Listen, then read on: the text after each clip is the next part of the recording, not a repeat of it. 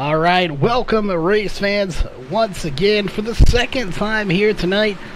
We are live here on Max Speed TV tonight with the Racecore Online Racing League. New name change for another league. We won't mention that name right now. But again, a new name here, Racecore Online Racing League, tonight on Max Speed TV. So we are going to have some great racing, but we got to go fast here because we have some stuff we have to take care of. We want to thank all the sponsors, of course, that come on board here for Max Speed TV. MenuRunners.com, delivery done right. If you are an avid gamer looking to get some food delivered, make sure you check them out, see if they're in your area. If they're not, well, hit them up, see if they can possibly get in your area. SimSpeedShop.com, definitely give them a shout out. They have some great button boxes, some e-brakes, some other cool stuff on their website. Make sure you check them out for all your sim racing needs. One of our newest partners here, HomeNet Hosting and PC Repair. Make sure you check these guys out. They are a great group of people there. If you need any web hosting or PC repair, make sure you check them out first. Elite 7 Racing, the official team of Max Speed TV. They have been supporting us for quite some time as we support them as well. So make sure you go over to their Facebook page, give them a like, let them know you heard about it here on Max Speed TV. And, of course, Ohio IndyCar League. They came on a little while ago, and they are here to stay for now. We also will be actually broadcasting their league here very shortly, I believe, at the start of April. So make sure you stay tuned for that. Josh Medlock here at Max Speed TV will be the official voice of that series. And, of course, Global Building Contractors. They are the title sponsor for this series here. Again, Racecore Online Racing League presented by Global Building Contractors. Make sure you definitely go give them a shout out on Facebook, their website, whatever you can do to get in contact with them. Let them know you appreciate what they do to help this league grow. Again, they're the ones footing the bill here for this broadcast. So again, if it wasn't for them, we would not be here covering this tonight. That being said here, we have just a very limited amount of time. But we do want to welcome our guest speaker here tonight, or guest commentator, Jeff Stabnell. So welcome to the booth once again, Jeff. Hey, Charles. Thanks for having me back. Can't wait to see what these guys got going on again here. It's going to be a fun race, 200 laps at Bristol. We were just talking to Justin Starr, league owner and driver in this one, running the Max Speed TV paint job. We just got done covering the Pot of Gold 100. About half as many cars were in that race as this one, but it went green to checkered, caution free for 100 laps. So, you know, with any luck at all, we could possibly see a duplicate here and do that again in this race. With this many cars, it may make it a little bit more difficult to do, but again, anything is possible. Well, I suppose it's possible. That kind of sounds like a little bit of a unicorn to me, though. Bristol, they don't call it the last great Coliseum for nothing. I mean, these guys are gladiators out there. We've got a half-mile track. You've got 24 cars trying to fit on there. I think Darrell Waltrip once said you put that many cars on a track and somebody's going to get bumped off. Yeah, it really is. And speaking of the track here, we'll pull up our pre-race analyst here. It's overcast, so it's already pretty chilly out there anyway. A very cool temperature of 78 degrees. The track temp also sitting at 78 degrees. No humidity at 0. Fog's at 0, so it's a nice clear night for racing. The lights are shining bright here at Bristol Motor Speedway. Again, we already went 200 laps.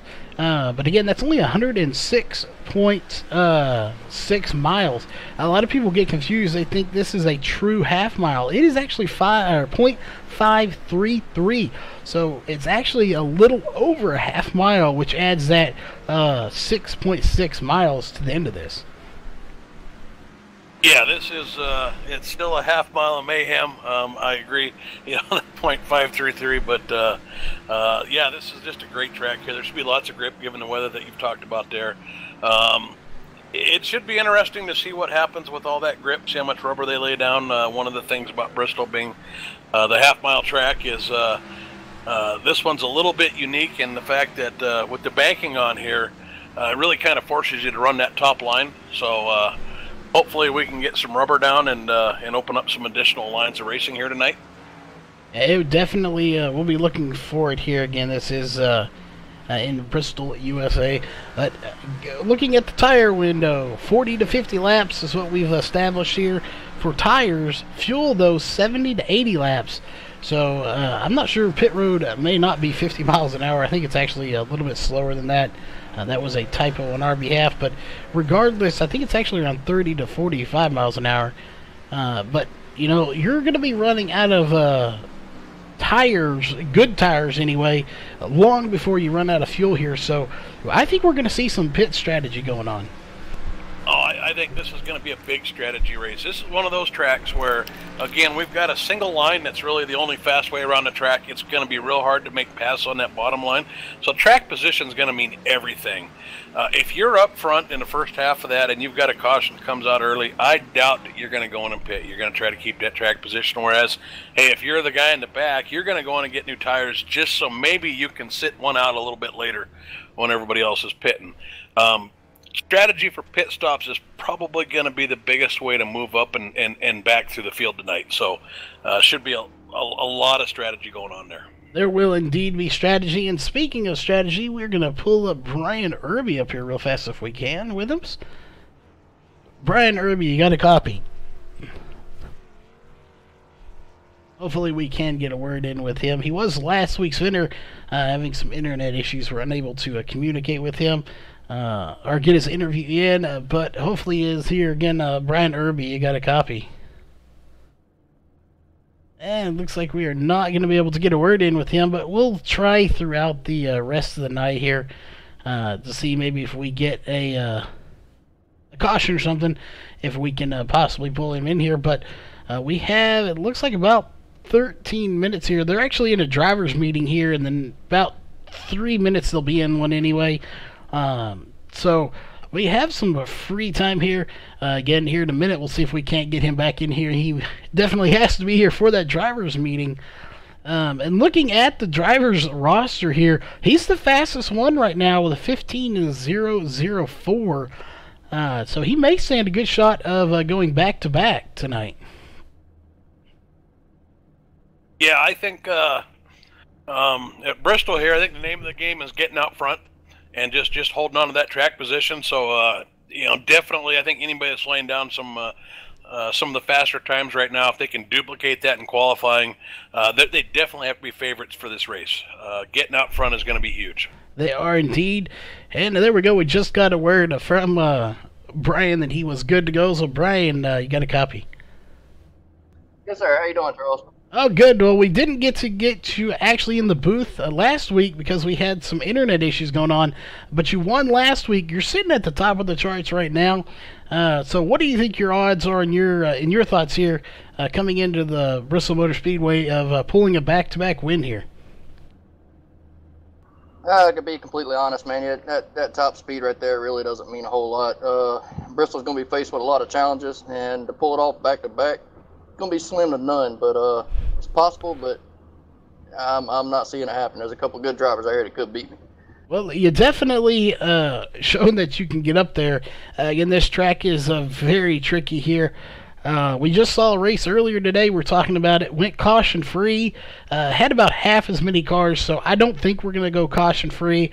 So what is going to be your strategy here? You know, we don't want to give away all your secrets, of course, to the competition, but which do you think is more important? Not necessarily what you're actually going to do, but is it going to be a tire game or is it going to be a fuel strategy here tonight? Well, I like to run the bottom a lot. So what I'm going to do is I'm gonna run the bottom, be consistent on the bottom, try to save my tires as much as possible, hopefully let them boys wear theirs out, and I'd love to see it go caution-free just so I can use a tire strategy. Well, with any luck, it very well could go caution-free. If you have one or two cautions, I mean, you could essentially call that not caution-free, but at least very close to caution-free, as one caution definitely won't play too big of a factor into the race. And depending on when it comes out, you know, if we have two cautions early in the race, that definitely won't affect the later half. And that, you know, it's just not going to play too big of a factor, I don't think, if we have that few. But we saw in practice there were a couple people getting a little squirmy. Looking just in your opinion here, we're kind of curious. Which do you think is going to be more of a factor? We saw some people just getting loose and spinning out, but we also saw a lot of people getting into that outside wall. So which one of those do you think is probably going to be the biggest culprit here? Just getting loose on old tires, or sliding up on those tires and getting into the outside wall? I think it's going to be more people sliding up, hitting that outside wall and exit, which is going to push them into the inside wall, and I think that'll be cause of at least 1 or 2 cautions. But hopefully everybody learns something in practice, and we'll be able to race a little smart, you know. Yeah, well, we don't want to keep you too long. We know y'all are in driver's meeting right now, or fixing to start. So any quick sponsors or shout-outs you want to give before we get you back down to the driver's meeting? I'd like to thank all my boys over at Sim Chassis Racing for supporting me and helping me out throughout the season, and my boy Rigney down here that brought me into the league. And other than that, wish everybody good luck and let's have fun. All right. Well, again, congrats on last week's win. We'll see if you can get a good, solid top 3 finish here again, and we'll get you down to the driver's meeting. Thanks, sir. All right. Well, there you go, Jeff. Quick little word with last week's winner. We unfortunately were unable to get him in there due to internet issues.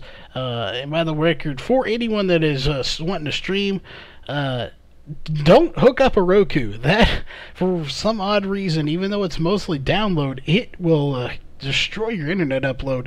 That was the issue that we had, is it kind of saturated the internet and made it to where we couldn't broadcast.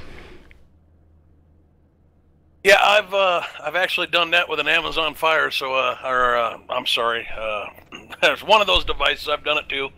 You get those high definition ultra 4K or whatever, and it just they'll download them as fast as they can and just kill you. Yeah, it definitely did that. So that was on us. We did record it and put it up later. It didn't have commentary, of course, but we did apologize for that. That was strictly on our end. But tonight, that was going to be a nice race. It was a nice race. But tonight's Bristol. Everybody loves Bristol. We were watching a video from NASCAR the other day, and even the drivers, these real life drivers, talk about how tempers will flare here at this track. You will have people getting upset with each other, but they all still love it. This is a very weird love-hate relationship with this track. I'll tell you what, there was that interview that we just had with Brian. He dropped a lot of good nuggets in that interview. The first one was he talked about guys pushing into the wall. And a lot of times what you get here is you kind of get that conga line going around the outside, and that's because the track's progressively banked. There's more banking at the top of the track than down below, so you can run faster. And a lot of times if you're in a single file line, you kind of cut that corner a little bit to get a nice straight run at the straightaway. But if you've got somebody to the inside, you've got to stay up there against the wall, and this being such a rhythm track, because you're running right up against the wall, you'll push into that. And then you take, short track, you've got a lot of guys on here. You're not carrying a lot of speed, so we don't have half-second gaps. We've got tenth of a second gaps at most. So for somebody to react to that speed change when you hit the wall and not get into you, is usually pretty difficult. One guy getting the wall usually ends up affecting 3 or 4 other guys who get damage. So there's one way we get tempers flaring. And then, of course, the other way is it's so hard to pass on the bottom of this track. You get the different pit strategies going on. You get behind somebody that's slow. You can't pass them on the bottom a lot of times if you don't, if you've got more than a few laps on your tires. And, so guys will put the old chrome bumper to somebody to just let them know that they're holding them up. And that doesn't always end well. And again, there's tempers are flaring over that too. So absolutely, we'll probably see some tempers flaring here tonight. We'll probably see the old quorum horn before it's over, and we'll definitely see some guys in the wall. Yeah, there's going to be a lot of the chrome horn used, I think. I mean, you don't really want to see it, but as long as you know how to use that bumper well, you can nudge somebody ever so slightly. Give them just a little bit of a nudge or a bump, and not spin them out. The goal isn't to spin them out because you run the risk of wrecking yourself. The goal of the chrome horns or the bumper is to just push them out of their comfort, out of that comfort lane they're in. You know, they're in a groove right there. You bunch them just enough, nudge them out of that line, make them scoot up the track. It's not to wreck them, it's to kill their momentum. And if you can do it right, you can get them out of their momentum and then get by them. That is what it's intended for. And some of these drivers are really good at it, and we're going to see it be used here tonight, I'm sure, several times. And we'll see who's good at it and who may not be so good at it. Yeah, this is such a rhythm track. It really is a sight and sound track. You're running so close to that wall. There's not really any good markers here, and the laps are taking 15-second laps. I mean, it's an entire lap around this track, 15 seconds. So you're listening to the drone and the engine. You're just some visual cues that you don't even have time to process. It's almost hypnotic sometimes. And if you get somebody that bumps you in that rear and just they break that rhythm that you had, it'll mess you up. I mean, it takes you a while to get it back, and it can. So just even the tiniest of bumps, something that makes you turn the wheel a little bit to catch it, or just put you out of your line a little bit, it can take a couple laps to recover from that. It really can. And this is also one of those tracks that we were talking about, the conga line. Once you get out of your line, if there's one person bumps you and scoots you up, and it takes you a little bit to get back, if they're in that line, you want to be down there in the bottom, and it's going to take, till the end of that line, possibly, for you to get back into it, into the groove, and you could possibly lose, one all the way up to, 10, 15 spots before you're able to get back in that groove. And like Brian was saying, and you were talking about earlier, this is a position track. You want that track position, and to not have it to be stuck in the back, obviously you're not going to win from back there.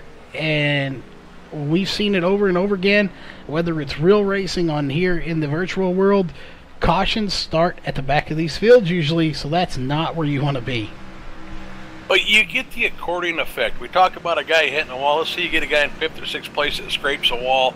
It knocks some speed off, so the guy behind him has to stab the brakes, and the guy behind him wasn't expecting it, so now he's got to stab him harder, and then the guy further back, he's locking him up. And, you're taking out guys. So something that starts in the front as a little just blip, it's almost like the old wave going around the stadiums, man. It's just huge by the time it gets to the back. You don't want to be back there. Yeah, you definitely don't. And we got about 3.5 minutes here until we will find out who's going to be back there based on qualifying. 24 drivers here, so just over double what we saw in the other race here for that Pot of Gold 100 earlier this afternoon. Again, that was a nighttime race as well, so both very cool tracks, but more cars will spell cautions. Again, I'm just curious. I think we'll probably have more than one. But, we had 13 zero cautions, 24, maybe we'll have one caution. You just don't know. And like Brian was saying, we've talked to some of these drivers earlier this week too, and earlier today. Cautions will breed cautions, and I have a feeling we're going to see at least one at a restart. You get this many cars and you cram pack them into this little tiny track, it really is the only equation you can or equivalent to it that you can think of is trying to put 24 sardines in the one little can that usually comes with about 6, and that's what this track is like. I think I heard once they talked about they gave a couple descriptions here. One of them was flying a fighter jet around a gymnasium. These cars have so much power, they're so fast, and you're going to pack 24 of them around here, and they're just flying around these tracks. I mean, it gets crazy. I think the other one that I saw was racing inside of a salad bowl. So both of those aptly describe what we're talking about here and what we're facing. And as far as the cautions, breed cautions, you're absolutely right, especially if we start getting guys on different pit strategies. You got fresh tires, you got old tires. Old tires are a half second to a second slower than the fresh tires. Guys can't get around. That inside line usually will work for 10 or 15 laps. You can make some passes down there, but what happens when you start running that inside line is the tires start wearing a little faster. You have to turn it just a little bit more, the steering wheel a little more getting in. You got to turn it just a little bit more getting out, which requires a little bit different throttle. We talked about the rhythm, and that's where guys get loose. You'll see guys that try to run the inside a lot of times these are the guys that the rear end comes drawn on them and they're spinning loose. Guys on the outside tend to push into the wall. So whenever we bunch people up, it's you know, the likelihood just amps up that we're going to have a big wreck. Yeah, it really is. I'm just not sure here. As it looks like Bryson Barker actually just ran a faster time, 14:9:41. So, you know, once these guys come out, this is a, we did find out, a fixed setup, 60% fuel, no fast repairs. And, you know, you were just talking about getting out of your groove. If you get involved in a wreck, if it's bad enough, it's probably going to end your day here, too. So, these guys may be a little more cautious here with no fast repair. Because nobody wants to be out of the race early. That fast repair in the back of your mind is kind of like a safety net, but you don't have that safety net here. You wreck, you're done. No, this is just like the real thing here. You've got to protect that car. If you get damaged, you've got to fix it in the pits on the clock. I think for our race, aerodynamics, you know, a little bit of a fender scraping the wall or something, that's not going to be that big. But it's so easy to knock the toe out of a car or something and just completely wreck your car when you run that wall and scrape that wall. Of course, if you blow an engine or something like that because you got into somebody, you're definitely done. So they're going to have to drive real careful. They really are. Here's just like that, checkered flags waving. So next up is qualifying. They have 5 minutes as it. But, I mean, really, you don't need that. These guys are running such fast times anyway here. And so we are going to switch back to our main camera here. And it looks like Brian Irby is going to be the first one out on to the track in the number 33 Skull machine. And he's going to put in a fast time. We already know he's fast. But we'll have to kind of get through these guys as best we can here. Is once they start rolling in times, it's going to be rolling them in very quickly. Yeah, like we said, 15-second laps. Usually you go out there and you kind of get up to speed. Then you'll kind of maybe run a high one. And a lot of times that money lap, they'll just try to come right down there around the bottom of the track and just cut it as close as they can. They will indeed. 15 and a half, 15 seconds goes by real fast. 15.106 for Brian Irby on his first lap. So he will take it to the top. Alex Huffman, though, 15.183 was his fastest lap. He's currently sitting in second place right now. That's a good run for him. And we talked about it right now. Dan Butler just being dropped to fourth place, 15.137. Now back to second. He is the lone Toyota here tonight. Yeah, that's kind of not something you see every day. Usually there's a pretty good mix of cars, but a single Toyota in the field, surprising. Yeah, it really is. Austin Edstrom taking it to the top now as he's going to shut it down. Bryson Barker going to take second place. These guys are really starting to mix it up here. I'm losing my voice there just a little bit. That's not good. Cody Levitt currently is sitting in 15th place. He's got a little bit of work cut out for him, too. 15th place is going to be towards the back of this field for the most part. But he's definitely got to pick it up just a little bit if he wants to get into the top 10 right now, as it looks like the rest of these guys are not going to qualify. Mike Rigney, though, did take a 5th place time with 15.165. Well, I guess, you know, if you don't feel like you can get up front, then maybe you want to start in the back, or maybe these guys are serving penalties. A little surprising to see guys not qualify. However, I'd rather fall back in the back than get stuck in the middle where things are completely out of my control. The interesting thing is, though, you know, these guys in the back will start almost a third of a lap to a half a lap down when they take the checkered flag. I mean, it's such a short track. They will indeed, and it looks like Cody Levitt, his times are done already. He's just out there getting some extra practice laps in. But again, yes, Mikey Neal, Justin Starr, David Gainsforth, Leonard Ellis, and Jonathan Ellis not taking times. I didn't read the notes here tonight. That is on me. But again, some of these drivers may not be qualifying. Some of them may be indeed serving penalties. As we know, that is a penalty. If you get an EOL assessed after the race is over that you didn't claim a caution, or anything like that. That is tacked onto the next race, which would put you at the back of the field. You're not allowed to qualify. But it does look like Mikey Neal's going to come out, so it doesn't look like he is going to be serving one of those penalties. Yeah, I see him sitting right there at the edge of pit road. Pretty fast lap times down here too. Oh,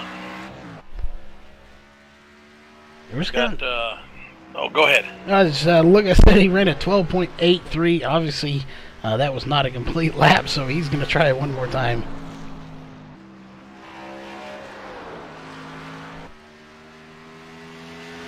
I have to say, though, I'm kind of digging his new paint job here. Got a new red, white, and no blue, but he's got a red and white Budweiser paint job on there. That is a very sharp-looking paint job, as he's going to jump to 5th place. I'm going to have to refresh some trade paints here because I'm not seeing that. It looks like a brand new paint job from last week, but with 32 seconds left to go, that looks like that is going to be it for qualifying. So no more drivers will go out. Even if they did, they would barely be able to squeak a lap in here with 20 seconds to go. So essentially that will do it for qualifying. Next up is going to be your Walls Beardco starting grid coming up in about 10 seconds.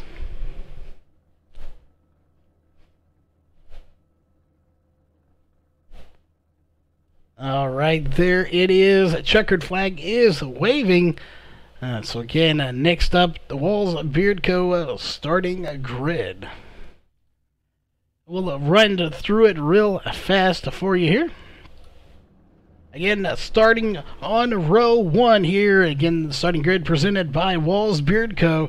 It is going to be Austin Edstrom and Bryson Barker. So row 1, a very fast row, to say the least. Row 2 is going to be Brian Irby and Dan Butler. Again, the lone Toyota here, Dan Butler, putting in a 4th fastest time, so good job for him. Row 3 is going to be Mikey Neal and Mike Rigney, so 2 Mikes in row 3. Row 4 is going to be Dennis Ellis and Alex Huffman. Very good job for them as well. Row 5 is going to be Tommy Gossett and Lynn McNeese. Row 6 is going to be Jim Logging and Charles Hoffman. Sorry about that. Charles Hoffman. Row 7 is going to be Ruben Altice and James Morgan. Row 8 is going to be Brian Dorsey and Cody Levitt. Row 9 is going to be Roger Muth and Trevor Graffam. Row 10 is going to be Jared Haggerton and Dean Viney. Row 11 is going to be David Gainforth and Jonathan Ellis. Row 12 is going to be Leonard Ellis and Justin Starr. Row 13, nobody on it, so that will do it for your Walls Beardco starting lineup. And it is going to be a very good race here, I think. We'll see how many cautions there are, but we're getting ready here to strap them in and take that green flag here in about 1 lap. Yeah, Bristol's, it's always going to make for some good racing. The restart should be interesting. We're going to see a lot of guys trying to find room in that top line. It will be interesting. We've got Brian Irby down there on the bottom lane, and should be the 2nd row, I think. And he did tell us that he likes running that bottom, so I'm anxious to see how he does down there because not a lot of guys can run that for very long. Yeah, it's going to be a tough one, but again, he is a very, very fast driver. So we'll just kind of have to wait and see how it does go. We know he won last week, so we'll see if he can hang on to it this time as they're on the backstretch now. That means next time by, we'll start this race. Again, 200 laps, 106 miles. This is going to be a long race, but not a long race all at the same time.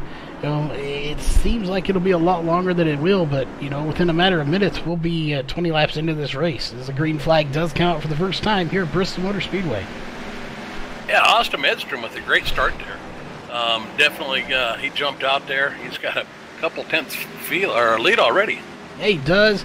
As we look back right behind him here, Bryson Barker has 2nd place. Pretty much wrapped up at the moment here. Brian Irby right behind him in third. These guys are really starting to single file out. You got to go way back here, back to about 12th place, to the 12 of James Morgan, who's got a good battle going on with the 59 of Ruben Altus right now. That's really the first place where they get side by side. Yeah, we had Tommy Gossett there and Mike Rigney were kind of battling it out, but they finally got slotted in. Their single file right there. Yeah, it's kind of what we figured here would happen. These guys are trying to get single file. You talked about it, the Congo line, little train going on here. That's what they're going to do. They're going to kind of get in a position, and they're going to hang there. They want to try to make up positions, but they can't do it too quick. They're going to want to do it slow and methodically. We've got the 12 of Len McNeese. He's tried looking inside on the the 12 of James Morgan. He's tried inside of Len McNeese a couple times, but the top line prevailed already on that one. So I think that's the only other battle I saw going too wide there right now. Yeah, it definitely is that high. And it's really the banking of this track. We talked about it earlier. It's almost like a little bit of a roller coaster. It goes like kind of at a certain degree, and all of a sudden like just corkscrews and goes way banked in the corners. And the way it's designed, the top lane is a lot faster because of that. So that's where a lot of people are going to run. But running up there trying to keep that car to the glued to the high side is going to cause you to wear those tires a little bit faster. That's why Brian was talking about running the bottom if he could. But he's currently not doing it. He's running about as close to the top of the track as he can, nearly scraping the outside wall. But he's having to do that to keep up with the 2 cars in front of him. Yeah, with that extra speed that you can carry running that wall, and then if you can dive it down off the corner and go down the straightaway, at least until we get a lot of heat and rubber into this track, the dynamic tracks that we have now may move that line. You'll see some guys start trying to bottom once in a while, just searching. The first guy that finds at the bottom is working a little bit or finds that grip patch down there, probably makes up a little bit of ground. But here in the early stages, there's probably going to be one fast way around this track. Yeah, it really is. And looking here, I'm wondering what happened to Mikey Neal.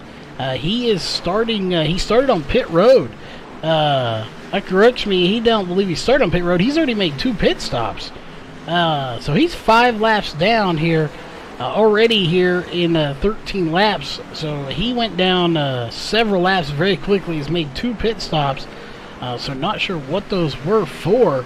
He is currently running 24th, and I believe the leaders are going to be coming up on him if they haven't already. There they are. The leaders are coming up on him very quickly as they're fixing to put the 4 of Leonard Ellis, his second lap down now. Yeah, I'm trying to go back right now and see if I can see what happened there, but I'm definitely not seeing it. Whatever happened was early. We saw him in the pits, and it looks like he's found maybe a little bit of speed. Yeah, he has definitely. Unfortunate to be that many laps down. In correction, Leonard Ellis is 1 lap down.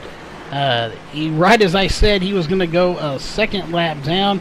He had actually just got past for the first lap, so he passed him that quick that by the time I could get it out, he was already down, and a caution's going to come out, and it looks like it's going to involve, we can find him. The 30 car? Mike Rigney, the 30, yes, going around here. We'll see if he had any company. Looked like maybe he just caught a little bit of apron down there. No? We'll definitely take a look here as we're watching him. Again, this is the 30 of Mike Rigney. Let's see what happened. Again, we talked about it. Was it going to be the apron or was it going to be the wall? Those are 2, I think, that are going to be the problem childs here. Oh! Not sure if he had any help there from, I believe it was a 26 possibly, or 27. It looks like he just kind of came up maybe when he wasn't quite clear or something and just got clipped in the right rear corner there. Sent him spinning up into that wall. That is definitely unfortunate for him, though, as that car is dead on the track here. Looks like he may still be under power as we're watching him. He is indeed. He does have power, so that is a plus. He's going to be able to roll that car back to pit road. He's got heavy damage.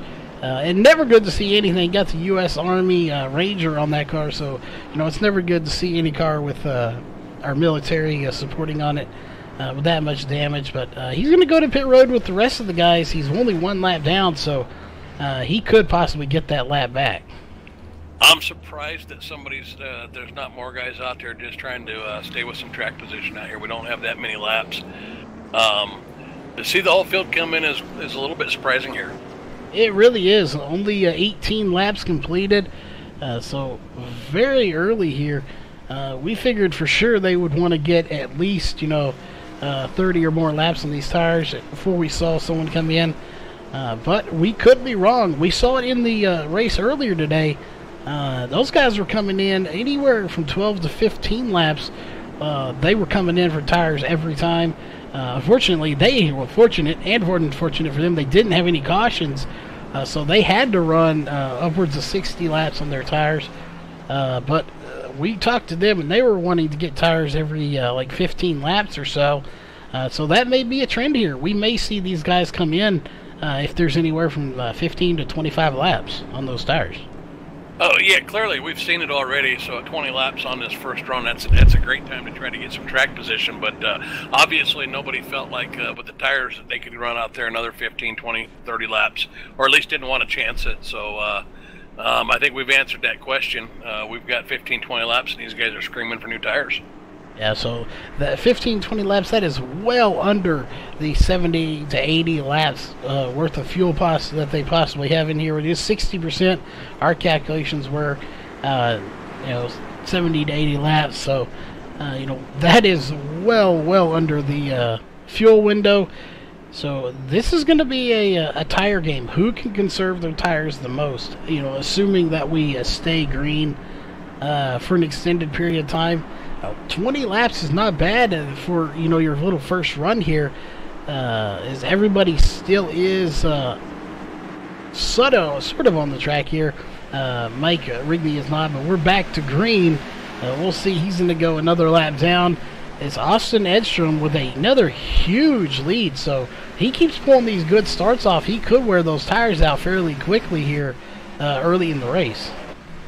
Well, it's important too. I don't know if these guys have the ability to pick the line. It would appear not. He's starting on the bottom, so important for him to get that good start, clear that first car on the top line, and get up to the top. Otherwise, he could just get trucked and end up losing 5, 6, 7 spots.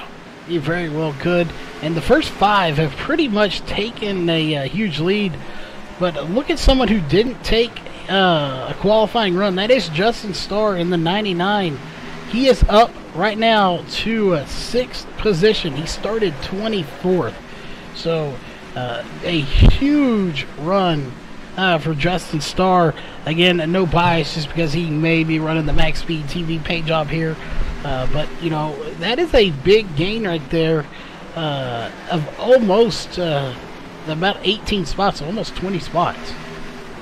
Yeah, we've got Justin Starr at 18 spots, and I think we've got Roger Muth in the 39 cars also up double-digit spots there at 10. So there are big movers and people we should probably be keeping an eye on here.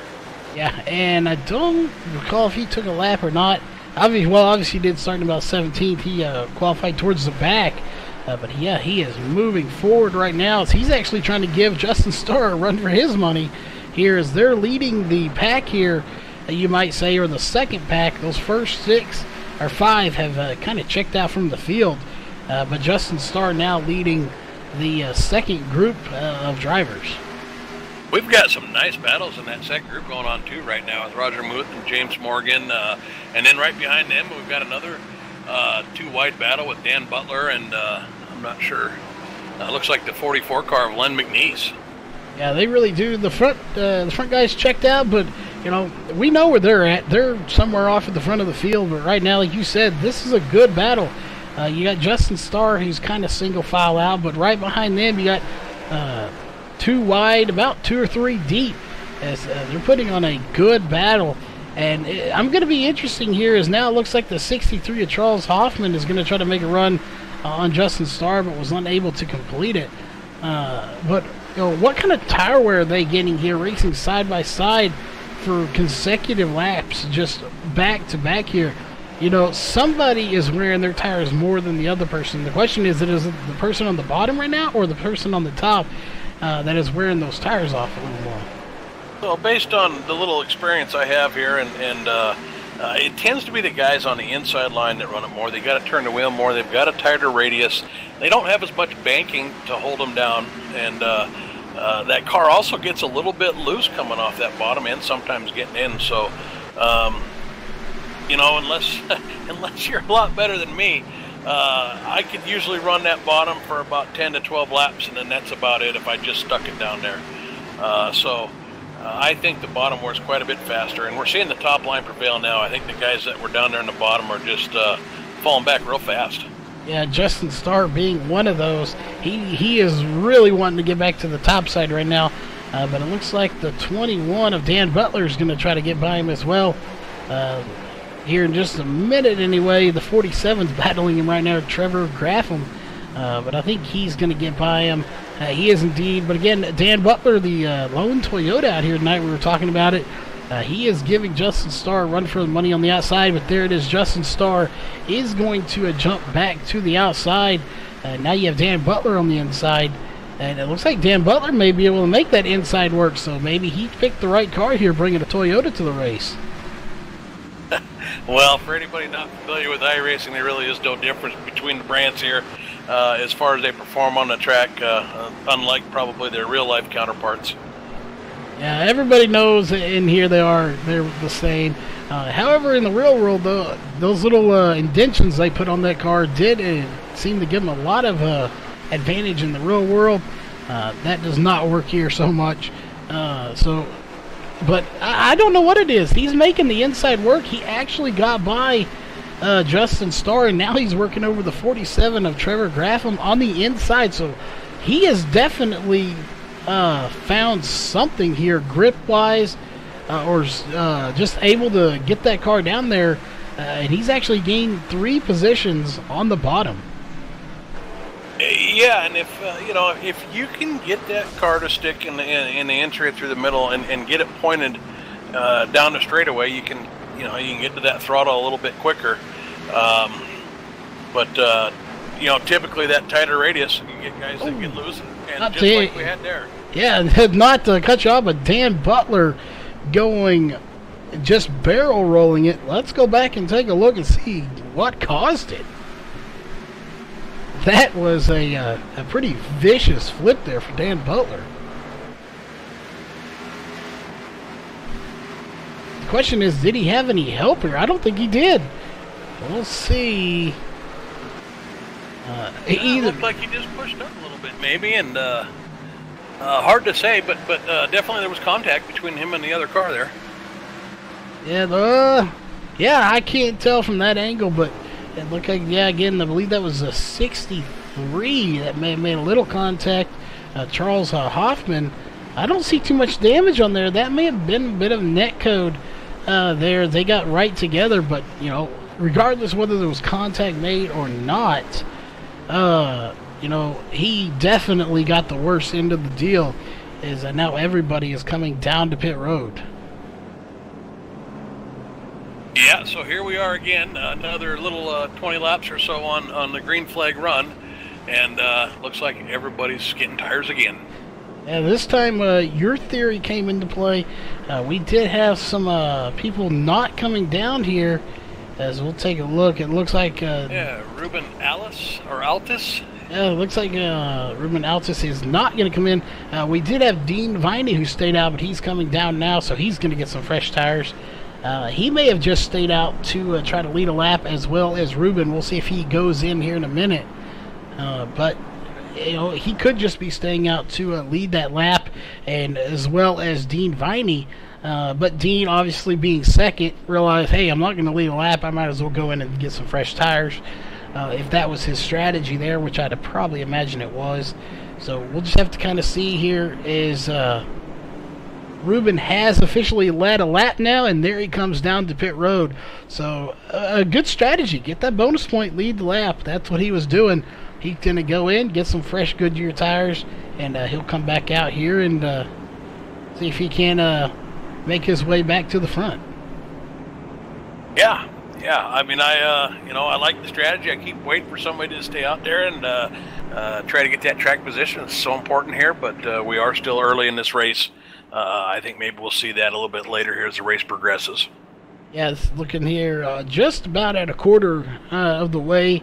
Like I said, we still have 155 laps to go here. So still a huge chunk of racing to go. Your leader right now is Austin Edstrom, who has led 43 of the 45 laps here completed when they crossed the line. Yeah, Austin, he just, he's getting that great start. He's jumping out front, and he really hasn't been challenged in this race so far. He has not been challenged at all. Just like the sponsor on that car, Tide, he's running a very clean race. So he is doing a fantastic job at leading this race, as looks like we should get the green flag this next time by. Bryson Barker, too, if you looking at the times here on the board, it looks like there's 3 drivers that have actually turned race laps in the 15-2s, and it's Bryson Barker, Austin Edstrom, and Mikey Neal.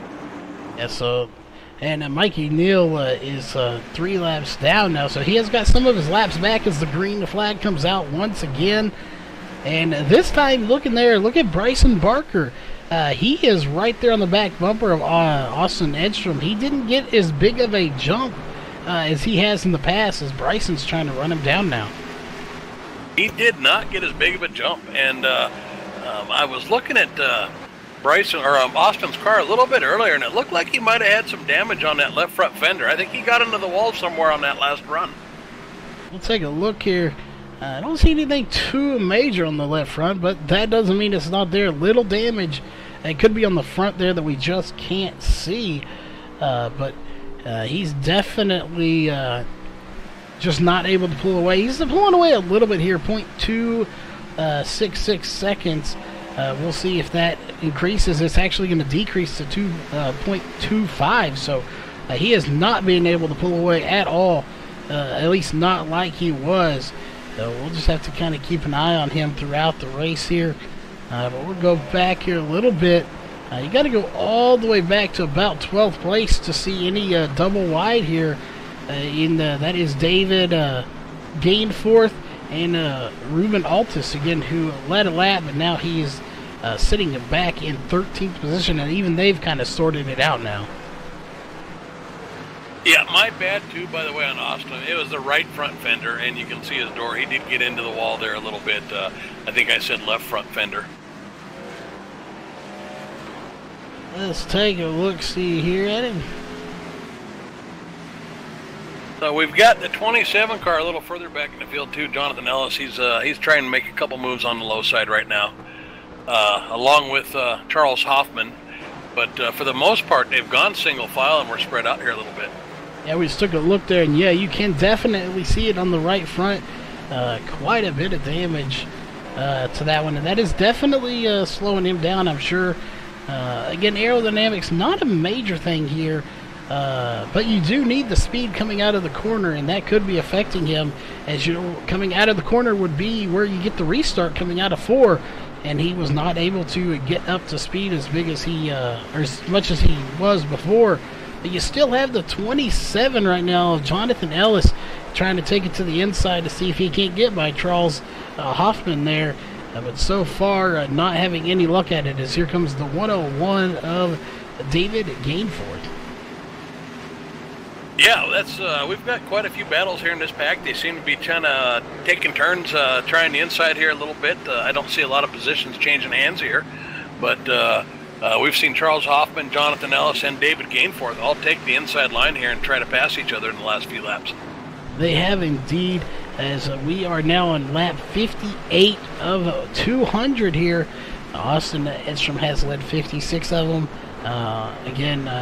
Ruben Altis has led 1 lap, so he got his bonus point, and that's what he wanted as he went in, got some fresh tires. We'll look a little bit here. It looks like we have a battle going on for 10th position between Trevor Graffam and Jonathan Ellis, but I'm pretty sure the 47 of Trevor Graffam is going to hang on to that position, as Jonathan Ellis just couldn't quite get it, as he is going to keep trying but I'm not sure. He is on the outside trying to get that position from him, and now he's going to settle back behind him.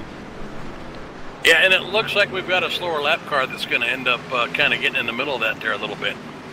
Yeah, that's the 55 of Brian Dorsey. Yeah, that's not what you want. You definitely don't want a lap car in the middle there when you're trying to battle, but, you know, that's part of racing here. It does happen. Unfortunately, he's got a lot of damage to that car as well, so it'll be interesting to see how it all plays out, but it looks like they're all going to get by him on the high side. I don't think he's going to give him too much of a factor. The 101 trying to get by him now. But the front of that car, the back of that car, it is totaled right now. So again, they don't have any fast repairs, so it's a wonder that car is still running. Yeah, that's we talked about the aero maybe not being affecting the speed so much. It's not as much of a downforce track, although it does come into play here with the speeds they carry. But so easy to just knock that toe in or out just a little bit on that right front tire, and carrying speed through these corners is so important that that can really mess you up. It really can. As we go back up to the front, you look at your leader now. Again, it is still Austin Edstrom. He now has a 0.533 second lead, so that little bit of damage he had, I think early in a run when the tires are fresh, it affects him. He can't get the run he wants right out of the gate, but once the tires wear off and everyone starts feeling that, as we're on 24 laps on these tires now, I think that damage doesn't affect him as much because nobody's at their fast speeds that they were. So I don't think it's going to play too big of a factor. As long as he can keep a little bit of a gap at the restart, it just progressively gets more the longer these tires wear out. So I was watching here in the last lap. There's a couple guys that did not pit last time. They took a waiver on Cody Brent Levitt and Brian Dorsey, and they were running just a couple laps ago. They were running 16.3s to the leader 16.1s. So with 50 laps on those tires compared to the 25 of the leaders, they really were only about 0.2 of a lap slower. Yeah, so it just shows you that fresh tires are nice, but they may not be key to everything. Track position got to be out front. That is, I think, going to be the main key here tonight.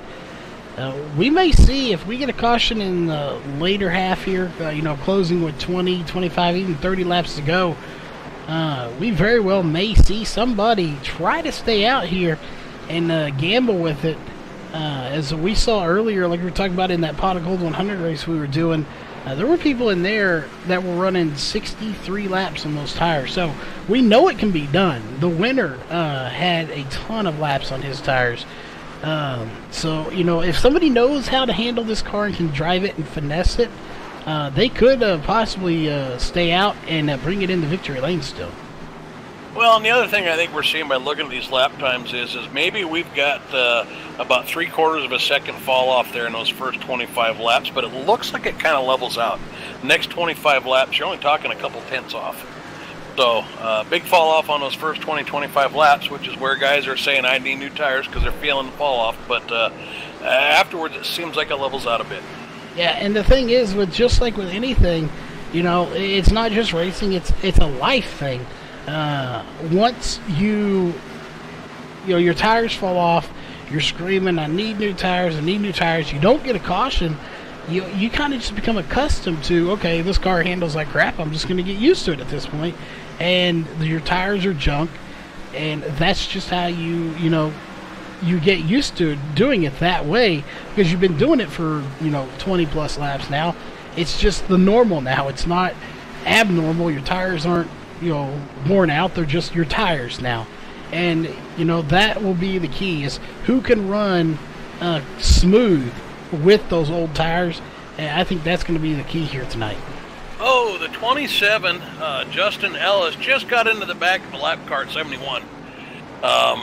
He was making a big move. I mean, he was up 15 spots. He was working through lap traffic, and he went down to the low line, and it looks like he just tagged the rear end there a little bit, trying to get his nose under him.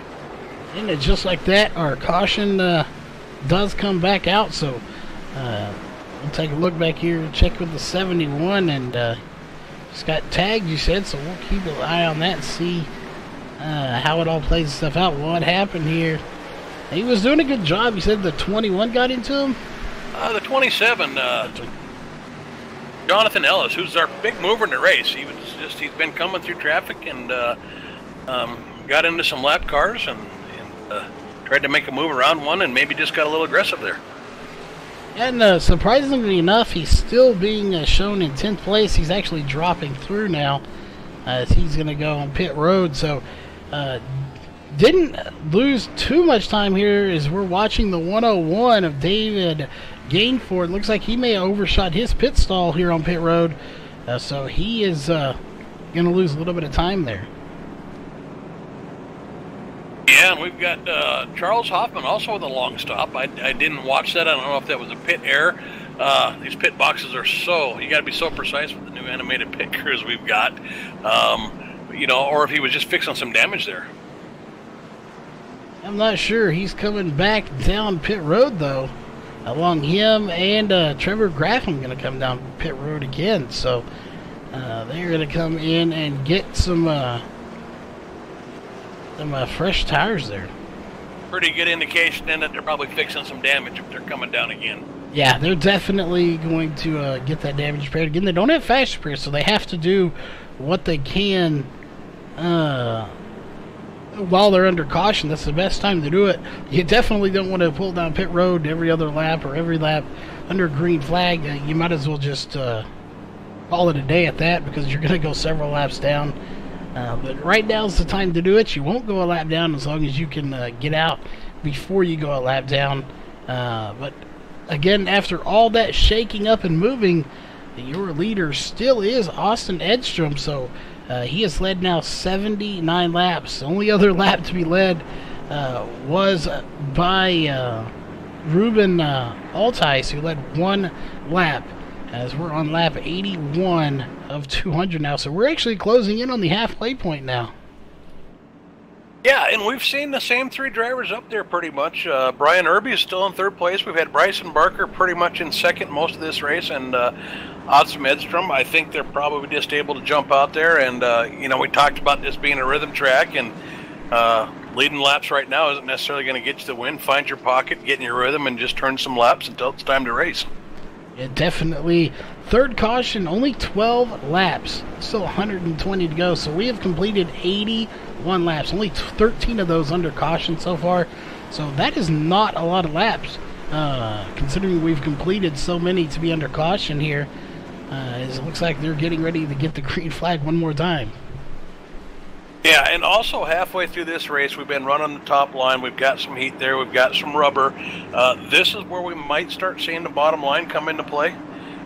It'll be interesting to see if I think we saw towards the end of that run, we saw a couple guys making some moves on the bottom. So, maybe some guys will start finding something on the bottom here. They will indeed, I'm sure, as the green flag comes out once again. And there they are, top three back up on the thing. And look who it is, Tommy Gossett making his way into the top three for the first time, as now Brian Irby is going to take it right back. But that's a battle for third position. Looking back to the start of this race and throughout the point till now, that is the highest battle we've seen for position, as usually those top three, even top six, have kind of pulled away, got single file, but they're starting to mix it up now in the top five. And if you look back there, a couple positions behind there, we had another side-by-side battle going on between, I think it was Len McNeese and Alex Huffman there. But looks like they've settled in line now. But look who's coming now with a 27 car, Jonathan Ellis. Yeah, he is definitely working his way back up. He didn't lose too many positions there. He didn't go a lap down after that little incident there, but pit stops, the caution kind of helped him out to not go a lap down. He did not get credited with that yet anyway. Keep in mind, we're not saying it was his fault, but again, it did look like he got into the back. I believe you said it was a 71. So, he's doing good right now, but that is what we were talking about earlier, these people not being able to qualify. I'm not saying he'll serve a penalty next week, but if the admin team goes back and determines that he was the cause of that caution, he didn't claim it, that will be next week. He will start at the back of this field and will not be able to qualify So that is what that EOL penalty is. They addressed them after the race. Absolutely. When we're watching 24 cars here, it's so hard to say for sure who caused it. You just flip over there as quick as you can and you watch 10 seconds of a race, and you don't know if somebody checked up in front of them or got off pace or anything like that, so we're not assigning blame here. But what we do know is that the two cars got into each other a little bit. Yeah, and definitely that. Our job is obviously just to report it, and it will be up to race control to determine who's at fault. But a caution going to come out once again, and this time it's the 71 of Dean Viney again, as he's going to get hit multiple times. Yeah, and it looked like we had some of the leaders get a little bit squirrely there and into each other after they went by him. Tommy Gossett and I think Brian Irby. Well, let's go take a look here. Battling with Justin Starr. We'll see. Oh, Justin Starr slid up a little bit. Did get into him, but that did not bring out the caution here. He gets into him again, so contact twice between those two. Surprisingly, that did not bring out the caution, though. It was your leader, Austin Edstrom, that actually got into his back bumper. So he not only got squarely, he actually got into him. So let's take a look here at the right front suspension again of the leader, who is now on pit road getting some damage. He's going to fall a few spots here as we'll watch him on pit road real fast. He does have quite a bit of damage to the front of that car, so your leader taking the worst of the incident here. Yeah, there were quite a few of the lead cars that either spun or maybe made a little bit of contact with each other. It'll be interesting to see how this shakes out. Yeah, that is not anything like Austin wanted here. As we'll look, he is going to fall all the way back to 15th position now. So that is detrimental to his race. As we'll take a look, right now the 27 is being shown as the race leader. Yeah, so we've watched Jonathan Ellis come through the field. He's come from the back to the front. He's been pretty steady. He's one of those drivers that looks like he may have found a little something on the bottom, and then he gets a big break where a bunch of cars in front of him all get into each other trying to avoid a wreck. Yeah, and he's got quite a bit of damage to the right front of that car. But again, we've seen a little bit of damage.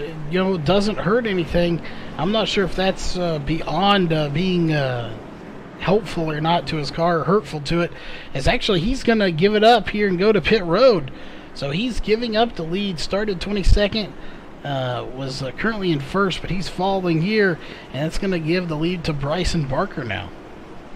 Wow, I'm surprised. I don't know how many bonus points they get for leading the lap, but that's a lot of positions to give up, because we've still got quite a few cars on the lead lap just for a bonus point there. Yeah, we do indeed. It looks like about 18 drivers still on the lead lap here. As it looks like we're going to get the green flag to start about lap 97. So right after we get the green flag again, we're going to be at halfway. So again, to give up that much of track position this late in the race, it's not technically late. It's still 100 laps to go. But at 15 seconds a lap, that's 4 laps a minute. This race is not going to last very long. We've been here in the race less than an hour, and we're already halfway, or coming up on halfway anyway. Well, I expect that we'll probably see a few more cautions, and even if we don't have enough fuel to get that far. So we've still got plenty of time. If you're out there on the track, you're not panicking. And I guess if you're the 27 there, Jonathan Ellis, you know that you came through the field on those first 100 laps, so there's no reason to think you can't do it again. Although I feel like that's rolling the dice a little bit.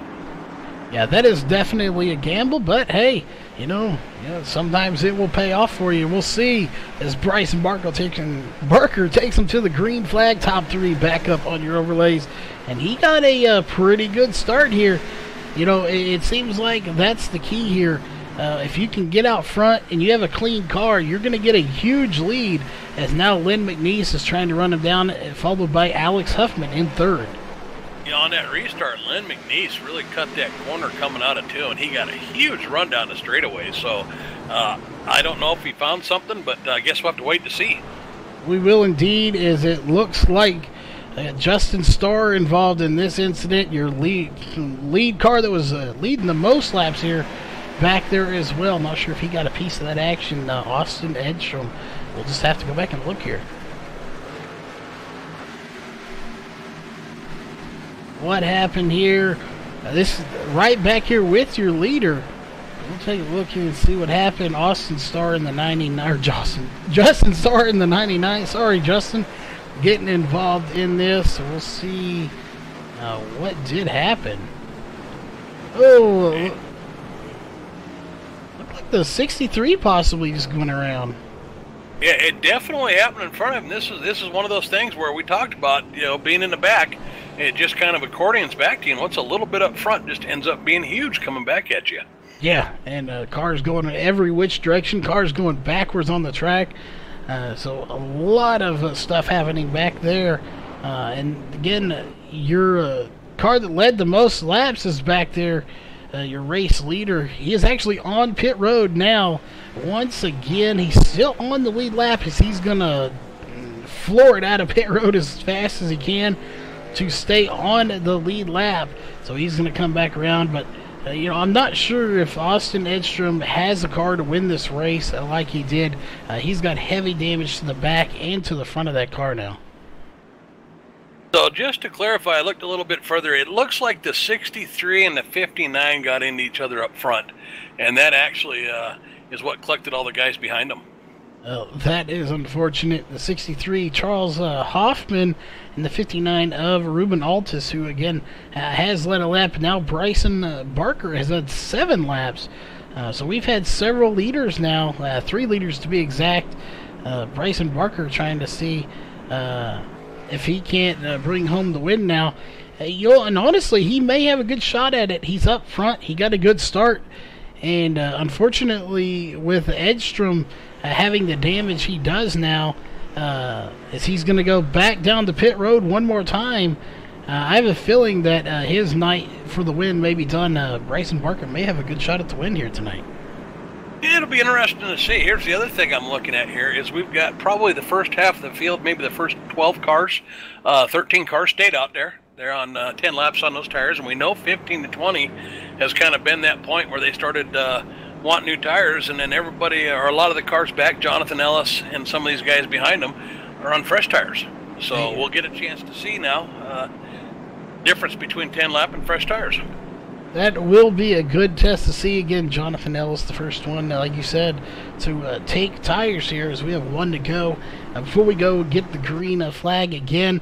And another note, we are over halfway done. So we are on lap 103, going to be good in green at 104 of 200. So just about 73 or 77, my bad, laps to go. Yeah, it's we're starting to see. I think we've seen a couple quick cautions here, so people are maybe starting to feel a little bit of urgency. I think we've still got plenty of time, but it's only going to ramp up from here. And my math must be horrible. We have 97 laps to go when we get the green right there. Green flag is out. And, once again, the 84 gets a good start.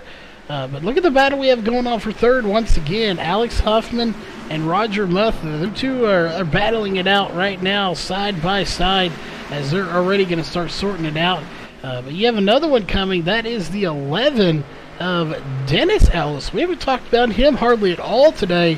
He is trying to get that number 11 Ford Heavenly Machine up into a top 3 finish. Yeah, and then further back, we've got the 91 of Jim Locking and Trevor Graffman, the 47, and then Cody Brent Levitt, too. The 3 of them have been going at it side by side. The thing is, we're keeping track of the front, but there's battles throughout this whole field.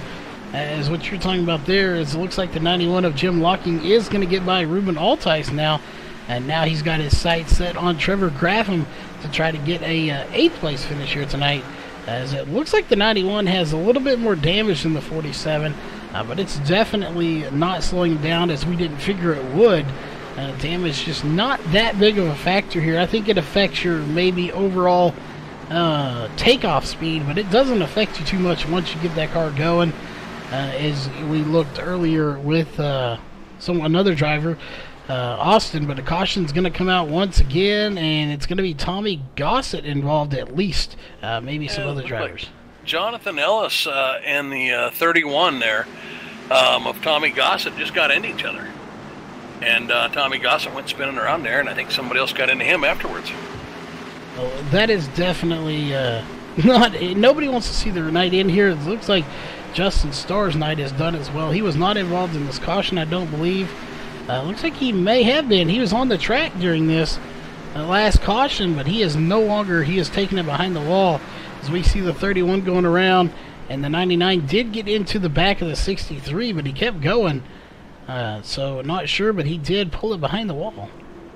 Yeah, the 21 and 88, Austin Edstrom there again too. They got into each other a little bit trying to avoid that wreck too. So more bad luck for Austin. Yeah, that is definitely not what he wanted to see here. Is everybody's going to come down pit road, except for Tommy Gossett. He is on the lead lap, and he is actually going to lead a lap here, I do believe. As we'll pull up the driver bar. He has not led one yet, but he stayed out 11 laps on those tires. Everybody else coming down pit road, with the exception of maybe the Brian Irby in the 55. He did not come down either. We'll see. He has stayed out. Brian Irby, Brian Dorsey stayed out with 19 laps on his tires. He is staying out, but still being scored back in 11th position, as now he's going to come down the pit road as well. Yeah, Tommy Gossett come down pit road, so he got his bonus point, and what we're seeing here is a pattern. Guys are staying out, leading that lap, and coming down and pitting. So apparently they're not too worried about coming through the field. They are not at all. It seems like everybody thinks they can come through it, and some of them have been able to do it so far here tonight. But it seems like every caution we've had, they come in, get some fresh tires. It's becoming a trend. It was the Austin Edstrom that went in and he came out the leader. Now it's turning into the 84 of Bryson Barker. He comes in the leader, he goes out the leader. You have different leaders in there trying to lead those bonus points or lead laps to get that bonus point, but in the end it comes back to Bryson Barker leading this race. My question is, we're closing in on laps now. If we continue this trend of a few cautions, at some point somebody's going to come and they're going to say, I want to lead more than one lap, and they are not going to pit, and it's either going to spell disaster for the field if they spin the tires and spin it out, or they could propel themselves to victory. Yeah, it'll be interesting to see. Like I said, I think as the laps wind down, we'll probably see somebody try that. While we're here at the pit stop, I wanted to mention the 39 car of Roger Muth. He is now the biggest mover in this race so far. We haven't talked about him that much. We've talked about Jonathan Ellis coming through the field, but Roger Muth's up 13 places in P4 right now, the 39 car. He is indeed a solid top 5 run here, as we'll take a look here at our top 5 real fast. After 113 laps completed, it is Bryson Barker, Len McNeese, Alex Huffman, Roger Muth, and Brian Irby, last week's winner. So a solid run for all these guys here up in the top 5. But there it is. A green flag is back out. And again, another very good start for Bryson Barker in that number 84 machine. Looked like the 44 there was a little bit slow getting into out of turn 2, and the 52 got by on the inside, Alex Huffman. Yeah, and we saw him find some speed on that last restart doing that. Yeah, and that's what you want if you're the 84 Barker. You want to see these guys, miss a gear start and spin the tires. You don't want to see a caution, but you definitely want to see, stack the field up a little bit. Hey, hold him off. That's fine with him. These guys, he can get out there and get the lead. He's got .433 seconds right now, and we'll see if he can gain a little bit more at the line. But everybody's still running the high side. We haven't seen too many people venture down and try to run the bottom unless they're kind of forced down there.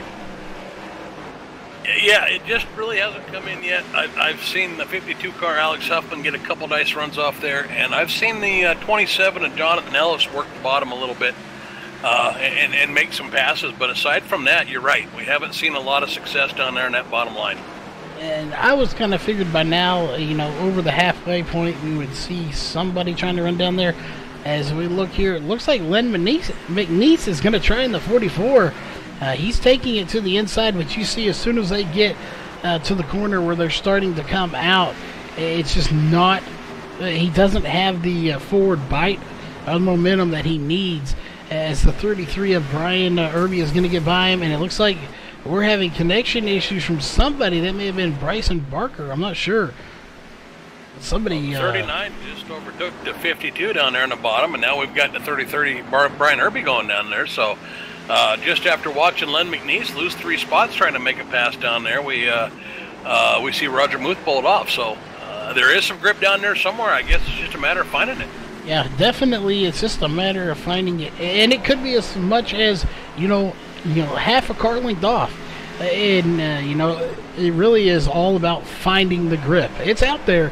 You just got to find it. And he could have been, 1 tire length off, half a car length off. Something was different between those two, as he was able to get by him. And we'll see here, can Roger Muth run down Bryson Barker here. 1.75 seconds off right now. So he's loving it right now. Barker's out front, and he's saying, battle it up, guys. Stay back there and duke it out. Meanwhile, I'm going to pull almost a 2-second lead and pull away from you.